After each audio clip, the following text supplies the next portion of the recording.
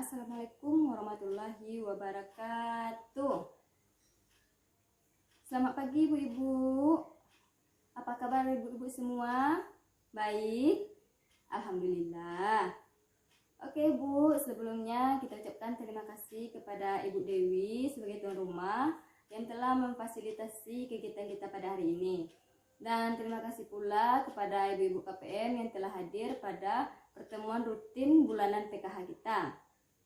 Oke Bu, sebelum kita mulai acaranya, sebelum kita mulai kegiatan hari ini, alangkah baiknya kita awali dengan membaca bismillah terlebih dahulu. Bismillahirrahmanirrahim. Nah Bu, pada pertemuan kali ini kita masih membahas tentang pengasuhan dan pendidikan anak. Dan submateri hari ini adalah memahami cara anak usia dini belajar. Tapi sebelum masuk ke dalam sesi ini, marilah kita mereview kembali sesi sebelumnya. Adakah ibu-ibu yang bisa menyebutkan apa yang telah kita pelajari sebelumnya? Ya, Ibu Yuni. Ya, sesi yang kita pelajari sebelumnya adalah sesi pertama yaitu menjadi orang tua yang lebih baik, dan sesi kedua yaitu memahami perkembangan dan perilaku anak. Kita beri tepuk pintar buat Bu Yuni ya Bu. Tepuk pintar. Pintar, pintar. Pintar, pintar. Pintar. Terima kasih Bu Yuni atas jawabannya. Oke ibu-ibu. Ibu semua punya buku pintar kan Bu? Silakan buka buku pintarnya ya Bu. Tentang mengasuh anak. Oke. Di sini siapa yang mau bercerita tentang praktik pengasuhan yang telah dilakukan di rumah? Ayo, siapa? Nah, Ibu Desi, praktik apa yang telah dilakukan di rumah, Bu? Ya, mengajari anak belajar. Ya, bagaimana perasaan Ibu setelah Ibu melakukan praktik itu, Bu? Ya, pastinya anak sangat senang. Nah, ibu-ibu yang lain, apakah sudah melakukan praktik pengasuhan di rumah? Belum? Nah Bu, praktik ini bertujuan untuk membantu anak dan orang tua agar menjadi keluarga yang lebih bahagia. Apakah ibu-ibu mau kan? Seperti itu? Mau? Makanya praktik ini harus dipraktikkan di rumah. Nah, proses sesi selanjutnya yaitu saya akan bertanya kepada ibu-ibu, permainan apa yang paling ibu senangi pada waktu kecil? Nah, Ibu Anissa, permainan apa Bu? Masak-masak. Kenapa Ibu menyukainya Bu? Karena hobi memasak. Oke. Ibu Santi, permainan lompat tali. Kenapa Bu? Sangat menyenangkan. Oke, terima kasih Bu. Ya, ibu-ibu, bermain merupakan hal yang sangat menyenangkan dan memberikan banyak manfaat bagi anak-anak dan juga orang tua. Nah, ibu-ibu, apa itu bermain dan manfaat bermain bagi anak? Ada yang tahu? Tidak? Untuk mengetahui manfaat bermain, maka kita akan bermain rantai kata. Ayo, siapa yang mau ikut? Mau kan? Udah tahu cara permainannya? Oke, saya akan menjelaskan. Saya akan menyampaikan satu kata dan ibu yang saya tunjuk namanya akan melanjutkan kata yang berhubungan dengan kata yang saya sebut. Contohnya, saya menyebutkan kata jeruk. Kemudian saya menunjuk Ibu A. Ibu A harus melanjutkan kata yang berhubungan dengan kata jeruk tersebut. Misalnya seperti manis gitu. Dan begitu juga selanjutnya Ibu A kepada temannya.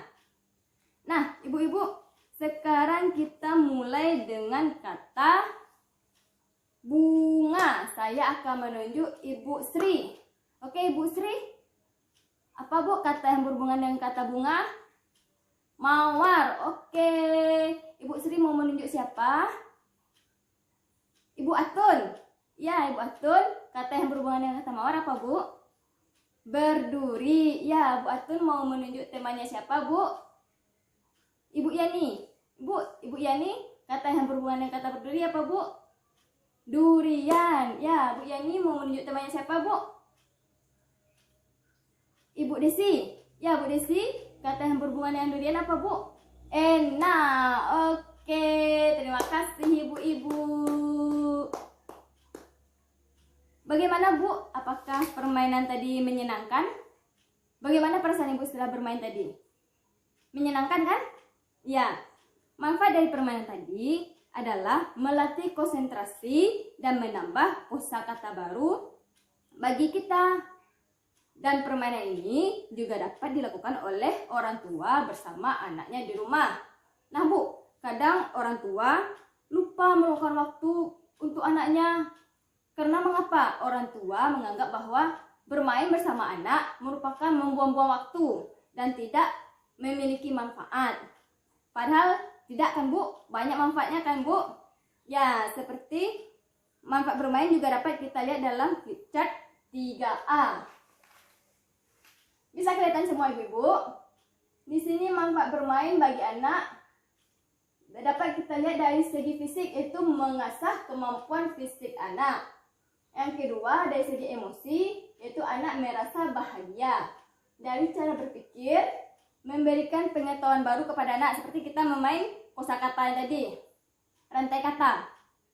Kemudian dari segi sosial, memberi kesempatan mencoba hal baru agar anak mampu menyesuaikan diri dalam masyarakatnya. Dengan anak-anak bermain dengan temannya, itu akan menambahkan banyak teman baru, banyak pengalaman baru bagi anaknya.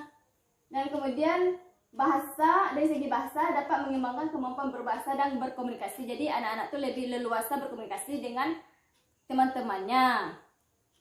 Oke, ibu-ibu paham? Ada yang ingin ditanyakan? Tidak? Jika tidak, kita masuk ke langkah selanjutnya, yaitu memanfaatkan kegiatan sehari-hari di rumah sebagai kesempatan bermain bersama anak. Nah, ibu-ibu di sini ada ditayangkan film 3A. Jadi karena laptop suaranya tidak seimbang dengan suara ibu-ibu, maka ibu bisa membuka buku pintar mengasuh anak cerita 3A. Udah Bu? Di sini apa yang disampaikan Bu? Ya, Bu Lili memanfaatkan waktu saat ia mencuci pakaian untuk bisa bermain dengan Ita. Dan juga Pak Rusli juga mengajak Ita dan Agus untuk bermain tebak-tebakan saat ia menemani mereka menyikat gigi sebelum Ita dan Agus tidur. Nah Bu, kegiatan apa lagi yang bisa dilakukan dalam memanfaatkan waktu untuk bermain bersama anak? Ayo, Ibu Yani, apa Bu? Menyapu rumah. Iya. Ibu Endang mencuci piring. Ibu Dewi menyiram tanaman. Iya, sambil menyiram tanaman disemprot airnya sama anak kayak gini ya Bu. Ya, terima kasih Ibu atas pendapatnya. Kemudian Bu, bermain bersama anak menjadi salah satu cara untuk mengurangi perilaku buruk anak. Kenapa demikian Bu? Karena ketika orang tua mengikuti cara bermain anak dan bersikap layaknya seorang anak yang sedang bermain, maka akan menumbuhkan rasa percaya anak kepada orang tuanya. Dan dengan rasa itu, maka akan mempermudah saat akan membuat kesepakatan atau peraturan bersama anak. Itu Bu. Dan selanjutnya, banyak sekali jenis permainan yang dapat dilakukan bersama anak. Namun, jenis permainan ini tentunya akan berbeda-beda sesuai dengan usia anak. Dan kemudian, orang tua dapat menyediakan bahan mainan yang aman bagi anak dan sesuai dengan usianya. Dan mainan tersebut tidak harus dibeli semuanya Bu. Orang tua juga dapat memanfaatkan bahan-bahan sederhana yang ada di sekitar kita. Contohnya pelapah kelapa gitu Bu. Kan sering tuh dimainin anak, ditarik-tarik gitu Bu. Itu bisa juga dimanfaatkan untuk media dalam bermain anak. Oke Bu, sekarang baca lagi buku pintarnya.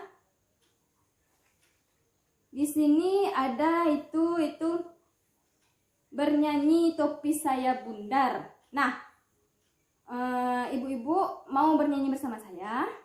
Oke, ibu-ibu ikuti gerakan saya ya. Topi saya bundar,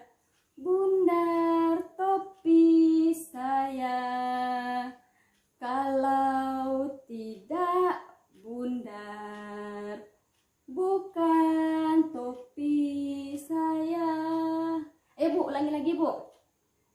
Topi saya bundar, bundar topi saya. Kalau tidak bundar, bukan topi saya. Oke, Bu. Usia anak berapa tahun yang dapat diajak bernyanyi seperti ini, Bu? Ya, biasanya anak berusia 2 sampai 5 tahun. Dan apa manfaat dari permainan tersebut bagi anak, Bu? Ya, itu akan dapat menguatkan hubungan emosi antara orang tua dengan anak, karena anak meniru gerakan orang tuanya. Nah, Bu, nanti jangan lupa praktekkan di rumah bersama anak ya, Bu, gerakannya tadi. Oke, Bu, sampai di sini apakah ada pertanyaan? Ya, jika tidak, materi hari ini cukup sampai di sini. Untuk materi selanjutnya, kita akan membahas tentang membantu anak sukses di sekolah. Jadi, pertemuan selanjutnya jangan sampai tidak hadir ya, Bu. Oke, nah, demi keberkahan kegiatan kita hari ini, marilah kita mengucapkan dengan Alhamdulillah. Alhamdulillahirabbil alamin. Oke, Bu, sampai di sini kegiatan kita pada hari ini. Jika ada salah kata, saya mohon maaf. Saya sudahi dengan wabillahi taufiq wal hidayah. Assalamualaikum warahmatullahi wabarakatuh. Terima kasih, Bu.